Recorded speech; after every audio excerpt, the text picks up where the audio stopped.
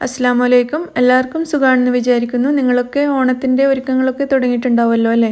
ഞങ്ങൾ ഇന്ന് ഓണസദ്യ ഉണ്ടാക്കി കഴിച്ചു കേട്ടോ. അപ്പോൾ ഞങ്ങൾ ഓണാവാൻ വെയിറ്റ് ചെയ്തില്ല. കാരണം ഓണത്തിൻ്റെ ലീവ് തുടങ്ങിക്കഴിഞ്ഞാൽ ചിലരൊക്കെ ഹസ്ബൻഡിൻ്റെ വീട്ടിൽ താമസിക്കാൻ പോകും, പിന്നെ ആരെങ്കിലുമൊക്കെ ഗൾഫിലൊക്കെ പോകുന്നവരുണ്ടാവും. അപ്പോൾ എല്ലാവരും ഒരുമിച്ച് ഉണ്ടാവില്ല ആ സമയത്ത്. അതുകൊണ്ട് നമ്മൾ ഇപ്പോഴേ ഉണ്ടാക്കി കഴിക്കാമെന്ന് വിചാരിച്ചു. അങ്ങനെ ഇന്ന് ഞങ്ങൾ ഓണസദ്യ ഉണ്ടാക്കി കഴിച്ചു. പിന്നെ നിങ്ങൾ കണ്ണൂർ കിച്ചൺ ഇതുവരെയും സബ്സ്ക്രൈബ് ചെയ്തിട്ടില്ലെങ്കിൽ ഈ ചുവന്ന ബട്ടൺ ഞെക്കിയിട്ട് ഒന്ന് സബ്സ്ക്രൈബ് ചെയ്യൂട്ടോ. അതുപോലെ അതിൻ്റെ അടുത്തുള്ള ബെൽ ബട്ടൺ കൂടി ക്ലിക്ക് ചെയ്യുകയാണെങ്കിൽ ഞാനിടുന്ന വീഡിയോസൊക്കെ നിങ്ങൾക്ക് പെട്ടെന്ന് കിട്ടുകയും ചെയ്യും. ഞങ്ങൾ അടുത്തടുത്തുള്ള 5 വീട്ടുകാർ, അതായത് ഞങ്ങൾ അയൽവാസികൾ ഒരുമിച്ചാണ് ഇന്ന് സദ്യ ഉണ്ടാക്കി കഴിച്ചത്. ഞങ്ങൾ 5 വീട്ടുകാരും അവരവരുടെ വീടുകളിൽ നിന്നും 2 വിഭവങ്ങളൊക്കെയാണ് ഉണ്ടാക്കിയത്. എന്നിട്ട് എല്ലാവരും കൂടി ഒരു വീട്ടിൽ നിന്നും ഒരുമിച്ച് കഴിക്കുകയാണ് ഉണ്ടായത്. അപ്പോൾ ഒരുപാട് വിഭവങ്ങളൊന്നും ഇല്ല, കുറച്ച് വിഭവങ്ങൾ മാത്രമേ ഉള്ളൂ. പക്ഷേ എല്ലാവരും ഒരുമിച്ച് ഇരുന്ന് കഴിക്കുക എന്നുള്ളതാണ് വലിയ സന്തോഷം. അപ്പോൾ എൻ്റെ ഉമ്മാൻ്റെ വീട്ടിൽ നിന്നാണ് ഞങ്ങളെല്ലാവരും ഫുഡ് കഴിച്ചത്. അവിടെ എല്ലാവരും ഉണ്ടാക്കിയ കറികളൊക്കെ കൊണ്ടുപോയിട്ട് ഒരുമിച്ച് കഴിക്കുകയാണ് ചെയ്തത്. അതുകൊണ്ട് തന്നെ ആർക്കും വലിയ ജോലിയുള്ളതായിട്ടൊന്നും തോന്നിയില്ല. ഒരാൾ 2 വിഭവങ്ങളൊക്കെ ഉണ്ടാക്കുക എന്ന് പറഞ്ഞാൽ വളരെ ഈസിയാണല്ലോ. എന്തൊക്കെയാണ് ഉണ്ടാക്കിയ വിഭവങ്ങളെന്ന് ഞാനിതിലൊന്ന് കാണിക്കാം. ഇത് ക്യാരറ്റും ക്യാബേജും കൂടിയുള്ള വറവാണ്, അതായത് തോരൻ. പിന്നെ ഇത് അവിയലാണ്, കൂട്ടുകറി. ഇത് പുളിയിഞ്ചിയാണ്. സാമ്പാർ, ഒഴിച്ചു കറിയായിട്ട് സാമ്പാറും മാത്രമേ ഉണ്ടാക്കിയിട്ടുള്ളൂ, വേറെ കറിയൊന്നുമില്ല. ഇത് എരിശ്ശേരിയാണ്, പച്ചക്കായ് വെച്ചിട്ടാണ് എരിശ്ശേരി ഉണ്ടാക്കിയിരിക്കുന്നത്. ഇത് പച്ചക്കായുടെ തൊലി കൊണ്ട് ഒരു വറവ്, അതായത് തോരൻ ഉണ്ടാക്കിയതാണ്, ഉമ്മാൻ്റെ സ്പെഷ്യലാണിത്. പിന്നെ ഇത് നേന്ത്രപ്പഴം കൊണ്ട് ഉണ്ടാക്കിയ പുളിശ്ശേരി, കുമ്പളങ്ങ പച്ചടി,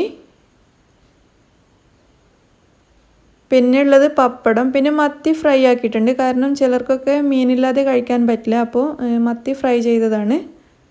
ഇത് പരിപ്പ് പ്രഥമൻ. ഞാനിന്ന് ഉണ്ടാക്കിയത് എരിശ്ശേരിയും പിന്നെ നേന്ത്രപ്പഴം പുളിശ്ശേരിയുമാണ്. ഇതിൻ്റെ രണ്ടിൻ്റെയും റെസിപ്പി ഞാൻ ഈ വീഡിയോയുടെ ലാസ്റ്റ് കൊടുക്കാം.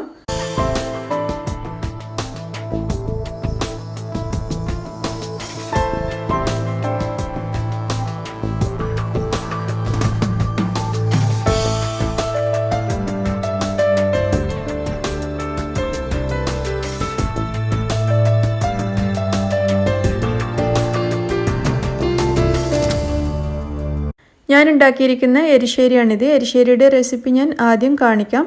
പച്ചക്കായ് വെച്ചിട്ടാണ് ഇത് ഉണ്ടാക്കിയിരിക്കുന്നത്. ഇതിൻ്റെ കൂടെ വേണമെങ്കിൽ ചേനയും ആഡ് ചെയ്യാം. ഞാനിപ്പോൾ വെറും പച്ചക്കായ മാത്രമേ എടുത്തിട്ടുള്ളൂ.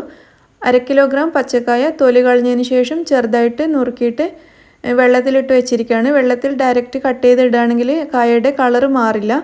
അപ്പോൾ അതിന് വേണ്ടിയിട്ട് വെള്ളത്തിലിട്ട് വെച്ചിരിക്കുകയാണ്. മുഴുവനായിട്ട് കട്ട് ചെയ്ത് കഴിഞ്ഞതിന് ശേഷം ഇത് നമുക്ക് വെള്ളത്തിൽ നിന്ന് മാറ്റിയിട്ട് ഒരു പ്രഷർ കുക്കറിലേക്ക് ഇട്ട് കൊടുക്കാം.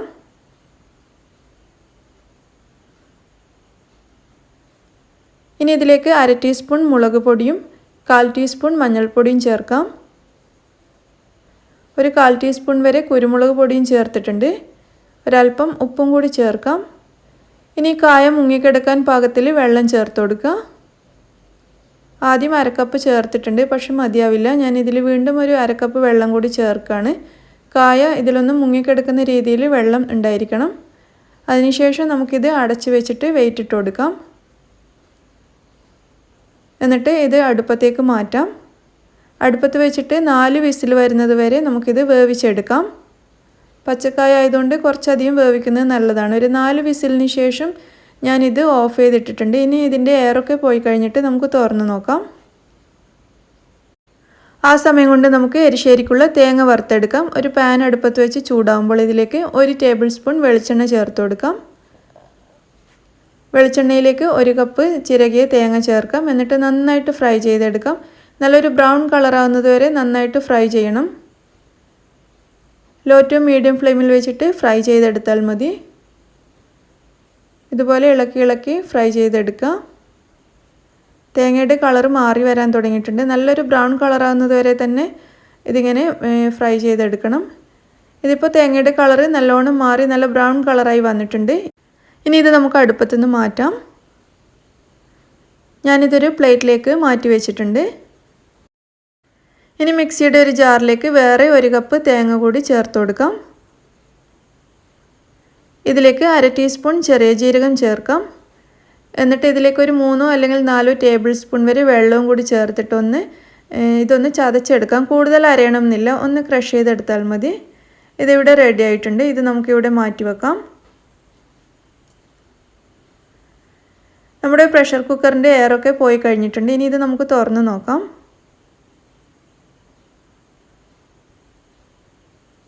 പച്ചക്കായ് നന്നായിട്ട് വെന്തിട്ടുണ്ട്. ഇനി ഈ സ്പൂൺ വെച്ചിട്ട് നമുക്കിത് നന്നായിട്ടൊന്ന് ഉടച്ചെടുക്കാം.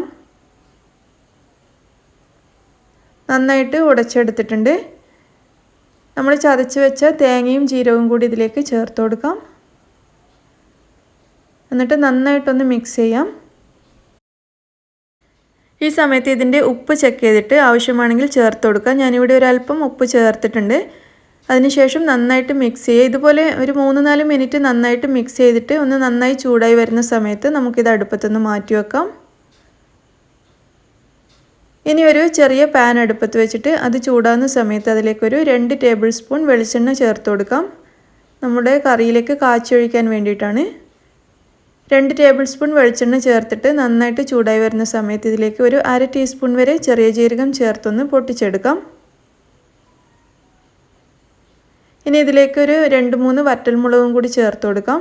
വറ്റൽമുളക് 2-3 കഷ്ണങ്ങളായിട്ട് കട്ട് ചെയ്തതിന് ശേഷം ചേർത്ത് കൊടുക്കുക. എന്നിട്ടൊന്ന് വഴറ്റിയെടുക്കാം. അതിലേക്ക് അല്പം കറിവേപ്പിലയും കൂടി ചേർക്കുക.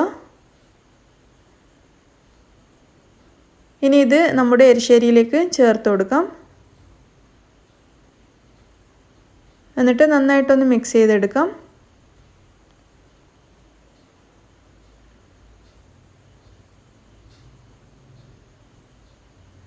ഒന്ന് മിക്സ് ചെയ്തതിന് ശേഷം നമ്മൾ നേരത്തെ ഫ്രൈ ചെയ്ത് മാറ്റി വെച്ച തേങ്ങ ഇതിലേക്ക് ചേർത്തിട്ട് അതും കൂടി നന്നായിട്ട് മിക്സ് ചെയ്യാം. അങ്ങനെ നമ്മുടെ ടേസ്റ്റി എരിശ്ശേരി ഇവിടെ റെഡി ആയിട്ടുണ്ട്. നല്ല ടേസ്റ്റി ആയിട്ടുള്ള കായ് എരിശ്ശേരിയാണ്. അപ്പോൾ എരിശ്ശേരി റെഡി ആയി കഴിഞ്ഞു. ഇനി നമുക്ക് നേന്ത്രപ്പഴം പുളിശ്ശേരി എങ്ങനെയാണ് ഉണ്ടാക്കിയിരിക്കുന്നതെന്ന് നോക്കാം. അപ്പോൾ ഇത് ചെറിയൊരു മധുരത്തോട് കൂടിയിട്ടുള്ള കറിയാണ്. ഇതെങ്ങനെയാണ് റെഡിയാക്കുന്നതെന്ന് നോക്കാം. ഇതിനു വേണ്ടി ഞാനിവിടെ എടുത്തിരിക്കുന്നത് 3 പഴുത്ത നേന്ത്രപ്പഴമാണ്. ഇത് 1/2 കിലോഗ്രാം നേന്ത്രപ്പഴമാണ്. അപ്പോൾ ഈ നേന്ത്രപ്പഴം തൊലി കളഞ്ഞതിന് ശേഷം നമുക്ക് ക്യൂബ്സ് ആയിട്ട് കട്ട് ചെയ്തെടുക്കാം. ഇതുപോലെ കട്ട് ചെയ്യാം. ഓരോ നേന്ത്രപ്പഴവും 4ആയിട്ട് കീറിയതിന് ശേഷമാണ് കട്ട് ചെയ്തെടുത്തിട്ടുള്ളത്. 3 നേന്ത്രപ്പഴവും ഇതുപോലെ കട്ട് ചെയ്ത് വെച്ചിട്ടുണ്ട്. ഇനി ഈ നേന്ത്രപ്പഴം നമുക്കൊരു പ്രഷർ കുക്കറിലേക്ക് ഇട്ട് കൊടുക്കാം.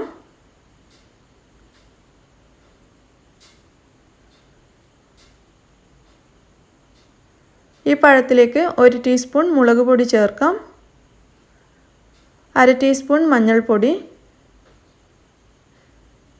1 കപ്പ് വെള്ളം, ഇത്രയും ചേർത്ത് കൊടുക്കാം. എന്നിട്ട് നന്നായിട്ടൊന്ന് മിക്സ് ചെയ്യാം. അതിനുശേഷം പ്രഷർ കുക്കർ അടച്ച് വെച്ച് ഇതിൻ്റെ വെയിറ്റ് ഇട്ട് കൊടുക്കാം. എന്നിട്ട് നമുക്കിത് അടുപ്പത്തേക്ക് മാറ്റാം. 2 അല്ലെങ്കിൽ 3 വിസിൽ വരുന്നത് വരെ നമുക്കിത് വേവിച്ചെടുക്കാം. പഴുത്ത നേന്ത്രപ്പഴമായതുകൊണ്ട് തന്നെ പെട്ടെന്ന് വെന്ത് കിട്ടും. അപ്പോൾ 2-3 വിസിൽ വരുന്നത് വരെ വേവിക്കുക. ഈ സമയം കൊണ്ട് നമുക്കിതിൻ്റെ അരപ്പ് റെഡിയാക്കാം. അതിന് വേണ്ടിയിട്ട് ഒരു മിക്സിയുടെ ജാറിലേക്ക് 2 കപ്പ് ചിരകിയ തേങ്ങ എടുക്കാം. 2 കപ്പ് തേങ്ങയാണ് എടുത്തിരിക്കുന്നത്. ഇതിലേക്കൊരു 8 പച്ചമുളക് ചേർക്കാം. എരിവുള്ള, അതായത് നല്ല എരിവുള്ള മുളകാണെങ്കിൽ ഒരു 6 എണ്ണമൊക്കെ ചേർത്താൽ മതി. ഇതിപ്പോൾ 8 എണ്ണം ഞാൻ ചേർത്തിട്ടുണ്ട്. ഇതിനധികം എരിവില്ല. ഇതിലേക്കൊരു 1/4 ടീസ്പൂൺ വരെ ചെറിയ ജീരകം ചേർക്കാം. 2 അല്ലി വെളുത്തുള്ളി തൊലി കളഞ്ഞത് ചേർത്ത് കൊടുക്കാം. 1 തണ്ട് കറിവേപ്പില ചേർക്കാം. ഇതിലേക്ക് 1/2 കപ്പ് തൈരും കൂടി ചേർത്തിട്ട് നന്നായിട്ടൊന്ന് അരച്ചെടുക്കാം.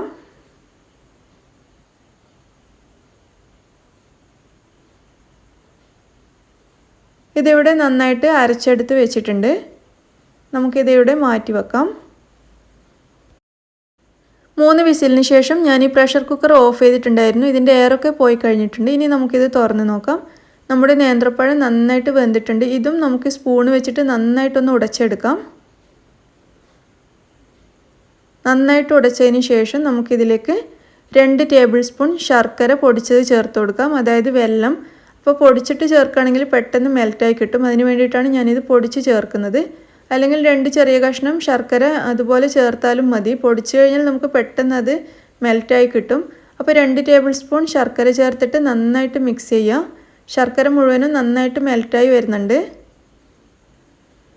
അതിനുശേഷം നമ്മൾ അരച്ച് വെച്ച അരപ്പ് ഇതിലേക്ക് ചേർക്കാം. ഒരു 2-3 ടേബിൾ സ്പൂൺ വെള്ളവും കൂടി മിക്സിയുടെ ജാറിൽ ചേർത്തിട്ട് ഇതിലേക്ക് തിരിച്ചൊഴിക്കുക. എന്നിട്ട് ഇതെല്ലാം കൂടി നന്നായിട്ട് മിക്സ് ചെയ്യാം. ഈ സമയത്ത് നമുക്കിതിന് ആവശ്യമുള്ള ഉപ്പ് ചേർക്കാം. നമ്മൾ ഇതുവരെയും ഇതിൽ ഉപ്പ് ചേർത്തിട്ടുണ്ടായിരുന്നില്ല. എന്നിട്ട് നന്നായിട്ട് മിക്സ് ചെയ്തെടുക്കാം. നന്നായിട്ട് മിക്സായി ഇതിൽ ചേർത്തിരിക്കുന്ന അരപ്പൊക്കെ ഒന്ന് നന്നായി ചൂടായി വരണം. ആ സമയത്ത് നമുക്കിതിലേക്ക് 2 കപ്പ് തൈര് ചേർത്ത് കൊടുക്കാം. മൊത്തം 2.5 കപ്പ് തൈരാണ് വേണ്ടത്. 1/2 കപ്പ് നമ്മൾ തേങ്ങ അരക്കുന്ന സമയത്ത് ചേർത്തിട്ടുണ്ടായിരുന്നു. അപ്പോൾ ബാക്കി 2 കപ്പ് ഇപ്പോൾ ചേർത്ത് കൊടുക്കുക. എന്നിട്ട് നന്നായിട്ട് മിക്സ് ചെയ്യാം. തൈര് ചേർത്തതിന് ശേഷം തിളച്ച് വരാൻ നിൽക്കണ്ട. തൈര് നന്നായിട്ടൊന്ന് ചൂടായാൽ മാത്രം മതി. തൈര് ചേർത്തിട്ട് ഒരു 4-5 മിനിറ്റ് ഇതുപോലെ നന്നായിട്ട് ഇളക്കി ചൂടാക്കുക. അതിനുശേഷം നമുക്കിത് അടുപ്പത്തുനിന്ന് മാറ്റാം. ഇനി നമുക്കിതിലേക്കൊന്ന് കാച്ചി ഒഴിക്കണം. അതിനുവേണ്ടി ഒരു ചെറിയ പാൻ അടുപ്പത്ത് വെക്കുക. പാൻ ചൂടാകുമ്പോൾ അതിലേക്ക് 2 ടേബിൾ സ്പൂൺ വെളിച്ചെണ്ണ ചേർക്കാം. വെളിച്ചെണ്ണയ്ക്ക് പകരം നെയ്യ് വേണമെങ്കിലും ചേർക്കാവുന്നതാണ്. ഇതിലേക്ക് 1 ടീസ്പൂൺ കടുക് ചേർത്ത് നന്നായിട്ട് പൊട്ടിച്ചെടുക്കുക. കടുക് പൊട്ടി വരുന്ന സമയത്ത് ഇതിലേക്ക് 1/2 ടീസ്പൂൺ ഉലുവ ചേർക്കാം. ഉലുവയും കൂടി ഒന്ന് നന്നായിട്ട് പൊട്ടി വരുന്ന സമയത്ത് ഇതിലേക്ക് നമുക്ക് വറ്റൽമുളക് ചേർത്ത് കൊടുക്കാം. ഒരു 4-5 വറ്റൽമുളക് ചെറിയ കഷ്ണങ്ങളായിട്ട് കട്ട് ചെയ്തതിന് ശേഷം ചേർത്തിട്ട് ഒന്ന് വഴറ്റുക. അതിനുശേഷം ഇതിലേക്ക് ഒരൽപ്പം കറിവേപ്പിലയും കൂടി ചേർക്കാം. കറിവേപ്പില ചേർത്തിട്ട് അതും കൂടി ഒന്ന് എണ്ണയിൽ മിക്സ് ചെയ്തതിന് ശേഷം ഇത് നമുക്ക് നമ്മൾ ഉണ്ടാക്കി വെച്ച പുളിശ്ശേരിയിലേക്ക് ചേർത്ത് കൊടുക്കാം. എന്നിട്ടൊന്ന് മിക്സ് ചെയ്തെടുക്കാം. അങ്ങനെ നമ്മുടെ നല്ല ടേസ്റ്റി ആയിട്ടുള്ള നേന്ത്രപ്പഴം പുളിശ്ശേരിയും കൂടി ഇവിടെ റെഡി ആയി കഴിഞ്ഞു. അപ്പോൾ ഞാൻ ഉണ്ടാക്കിയത് ഈ 2 വിഭവങ്ങളാണ്. പച്ചക്കായയുടെ എരിശ്ശേരിയും പിന്നെ നേന്ത്രപ്പഴ പുളിശ്ശേരിയും. ഇത് രണ്ടുമാണ് ഞാൻ ഉണ്ടാക്കിയിരിക്കുന്നത്. അപ്പോൾ നിങ്ങൾക്കെല്ലാവർക്കും ഈ 2 റെസിപ്പിയും ഇഷ്ടമായിട്ടുണ്ടാകുമെന്ന് വിചാരിക്കുന്നു. ഇഷ്ടമാവുകയാണെങ്കിൽ ലൈക്ക് ചെയ്യാനും ഷെയർ ചെയ്യാനും മറക്കരുത്. നിങ്ങളുടെ അഭിപ്രായങ്ങൾ അറിയിക്കുക. നിങ്ങൾ എൻ്റെ ചാനൽ സബ്സ്ക്രൈബ് ചെയ്യാത്തവരാണെങ്കിൽ പ്ലീസ് സബ്സ്ക്രൈബ് ചെയ്യാൻ മറക്കരുത്. എല്ലാവർക്കും എൻ്റെ ഓണാശംസകൾ. Thank you.